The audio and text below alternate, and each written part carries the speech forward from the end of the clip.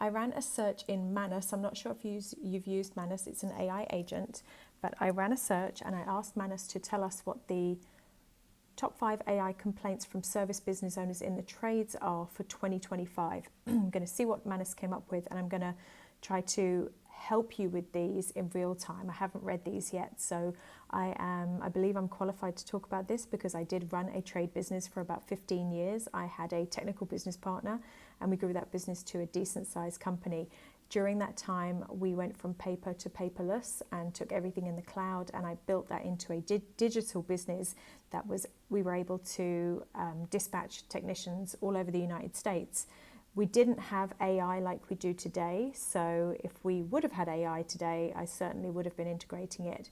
Now I'm a small business consultant and I can help you to do just that.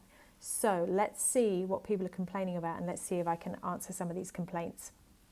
Okay, the number one complaint is deceptive claims and unrealistic promises from AI vendors. So small business owners, including those in the trades, have reported being misled by AI companies making exaggerated claims about business growth, earnings potentials, and guaranteed returns. These promises often fail to materialize, leading to significant financial losses and disillusionment. Okay, so the FTC alleges consumers, many of whom are small business owners, lose as much as $250,000 and are often left in debt after relying on AI false promises. Okay, companies that market AI-related tools with false promises or unrealistic investment returns and guaranteed refunds harm hardworking small businesses. Okay, so the complaint is deceptive claims and unrealistic promises from AI vendors. So how you can resolve this, or how you can deal with this complaint if you've run into this, or if you're afraid of running into this, is, let's say you want to put AI in your business. The first thing you have to do is figure out why you want to put AI in your business. Are you trying to gain leverage, or are you trying to solve a problem? Are you trying to solve a bottleneck? So you have to determine the outcome first to figure out which AI to use. And let's just say you decide, okay, I want to have an all-inclusive system that runs all my jobs, all my projects, my technicians, my dispatching, and you want to go and find that tool, right? Well, first of all, AI can help you to find that tool very quickly now. You can do a search in Perplexity, you can use Grok, you can use ChatGPT, and when you do your searches to see what's available to you, use the AI in a very detailed way. So you could give it a prompt like this. You could say, okay, I'm looking for a platform that I can run all my jobs through, from quoting and estimating to contract submission to clients and signature, to managing time and materials on the jobs and job costing, to having my hours logged and paying my technicians, my workers. Okay, and then you put that prompt in. You say, I need the top 3 resources that are available to me today in 2025, September 2025, and I need you to also give me the customer reviews.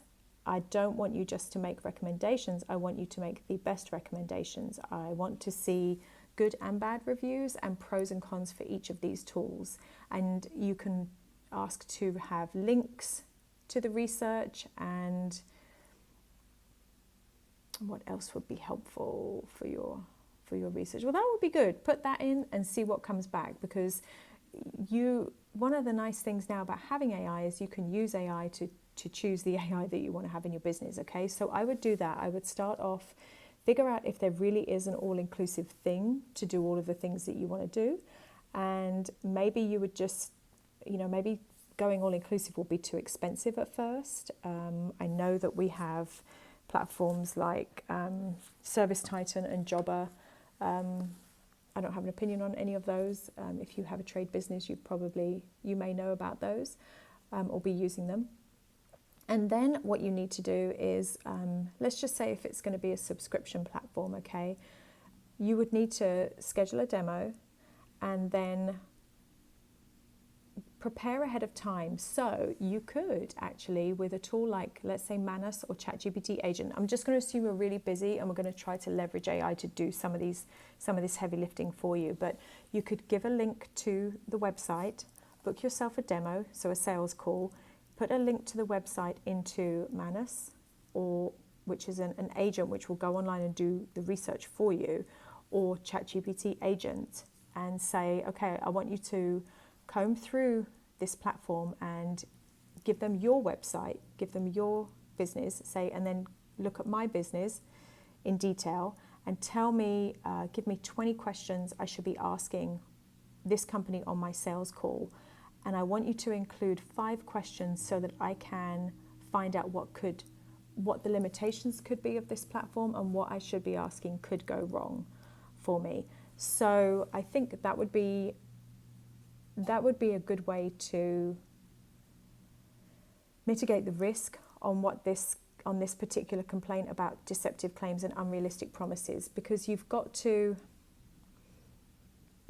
make sure that on the sales presentation, it's going to be called a discovery call, and usually the purpose of a discovery call is a sales call to qualify you as a prospect to see if you are a good fit for them. But really, you should be doing this the other way around. Is this a good fit for you? You need to discover have other people given this good recommendations? Have there been any negative reviews? Ask about those. And contract terms, can you get out of the contract if it doesn't work for you? And then you also need to find out, of course, I've told you AI is going to give you the questions, but think about this in addition to that. What's the learning curve realistically going to be for you? Describe, when you get on the sales call with somebody, describe your team, describe the limitations that you think they may have, describe your own tech limitations. Or maybe you want to have a manager on the call with you, or an office manager or an administrative assistant, because you will be able to put your heads together and talk about it afterwards and see what you thought. But you've really got to screen these tools before you sign up for them, okay? Because I know for me personally, when I ran my trade business, we didn't have AI, but we ended up using so many different platforms.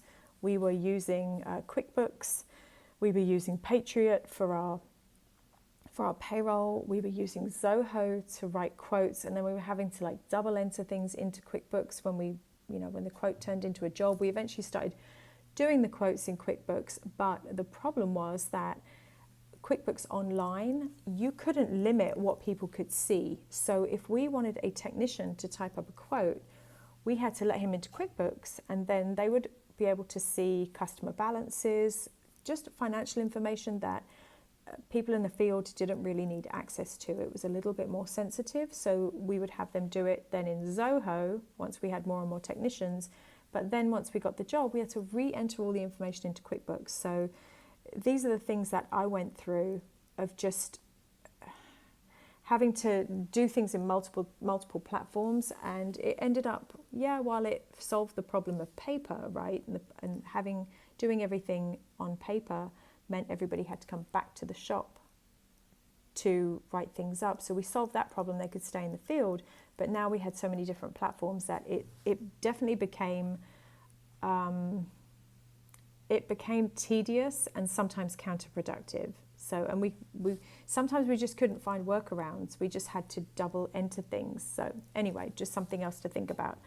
Okay, so the number 2 complaint is, lack of demonstrable functionality and overpromising by AI solutions. So this seems pretty similar to number 1.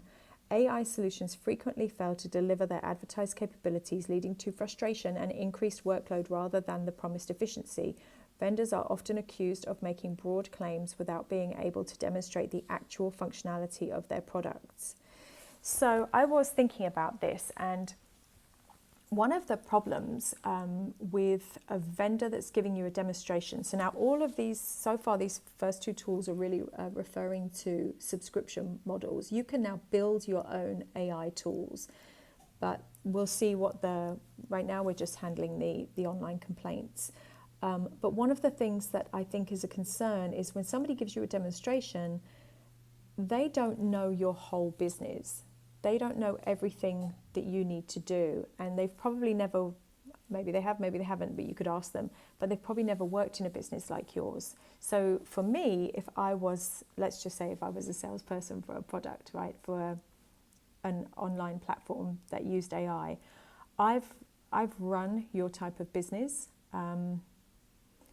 So I know all of the problems I'm going to run into. I know all of the disconnect. I know that when the guys are in the field and they take pictures, someone has to label those pictures and file them so that they get attached to the right job.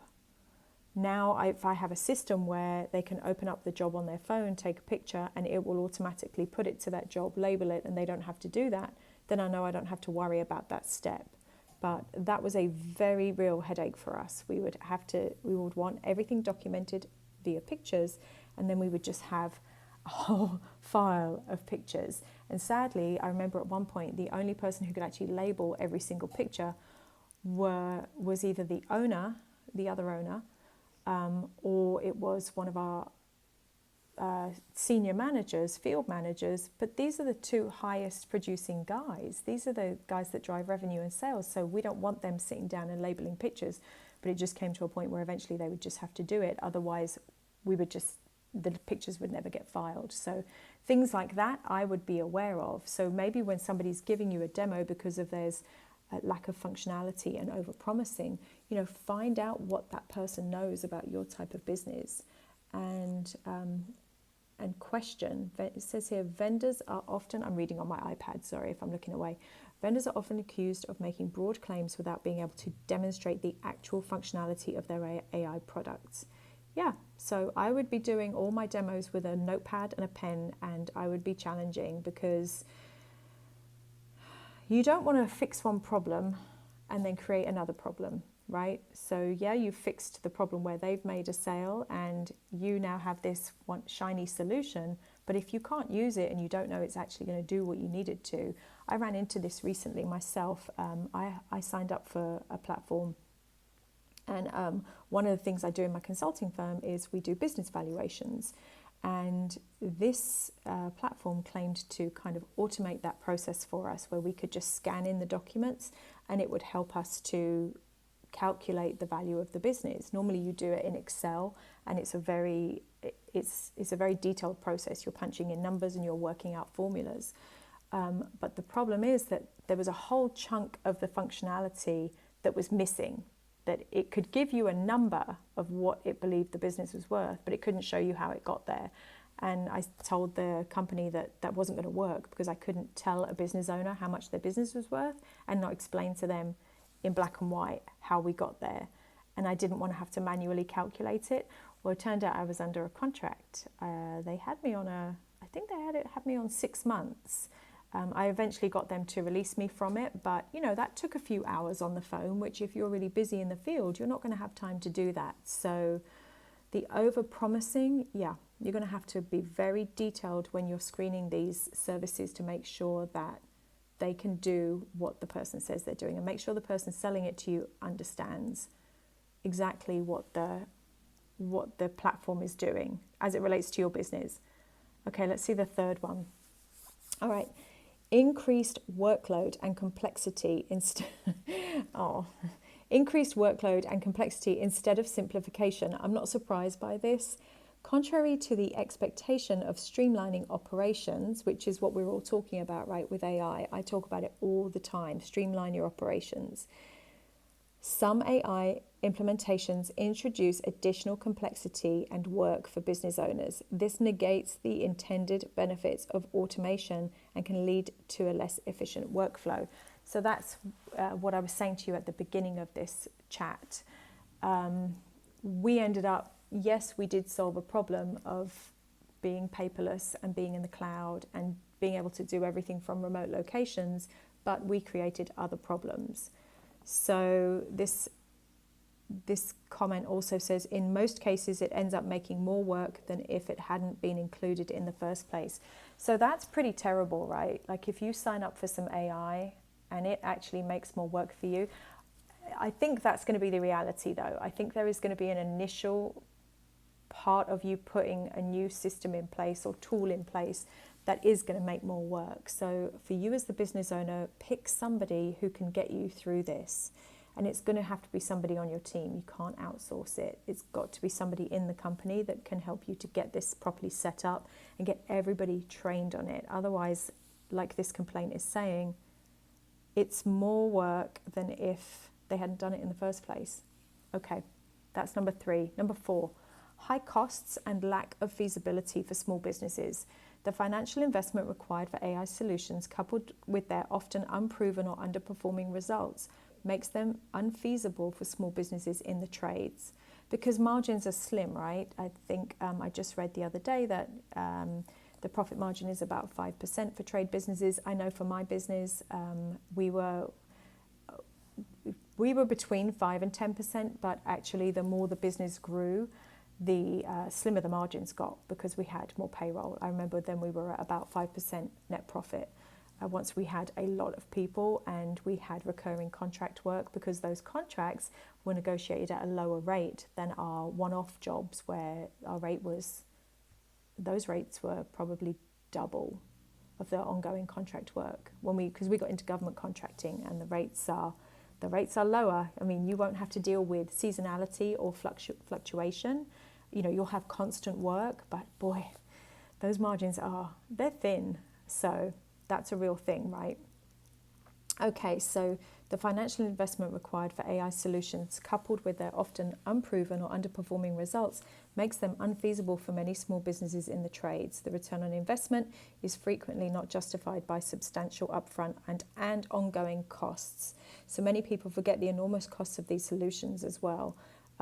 Very few companies are actually going to be able to make them feasible for the long run. So I think the workaround for that is make a list of the problems you're trying to solve by using AI solutions. So by solutions, I mean like a subscription or something. Make a list of all those problems and then see if there is a way, because you can build your own AI solutions now.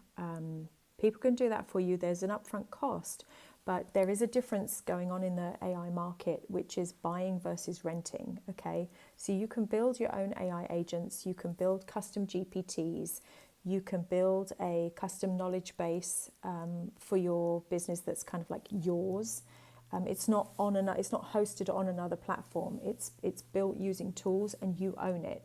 So that may be a more practical solution. So they're not going to be necessarily robust that can do everything, but at least you can take baby steps and you can build out one AI worker at a time, one digital worker at a time, and you can just use them for very back office internal things initially. But that could be a way to do it, to save on the huge cost without the return. And then you could build some of these digital tools so that they are specific for your business, and the monthly fee would be slightly lower to manage them, because somebody it would just be checking for you for updates, or just, in case anything needs tweaking. So that's something to think about.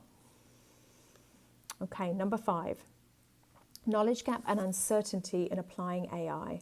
So the 5th of the top 5 complaints online, a significant hurdle to AI adoption in the trades is lack of understanding among business owners regarding how to effectively integrate and utilize AI tools within their specific business contexts.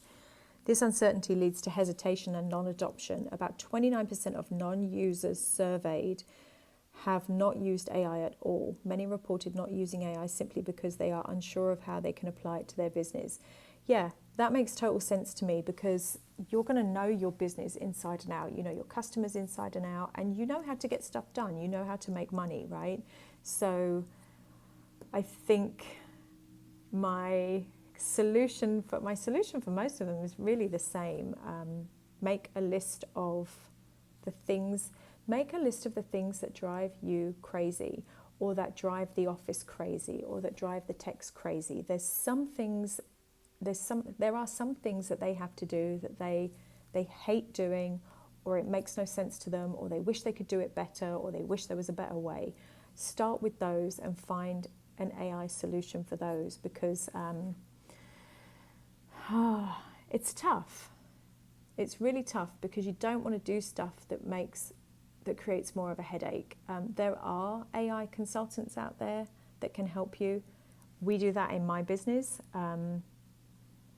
So it may be worth even just talking to somebody. In the video, I'll put a link where you can book a call with me if you at least want to have a 30-minute call where you can chat through some of your problems.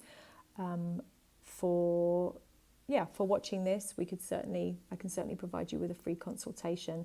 I think the main thing is really finding somebody that understands the AI side of it and systems and processes in your type of business, because your type of business is very unique. It's not the same as running, a hair salon or a retail store. You have people out in the field driving trucks.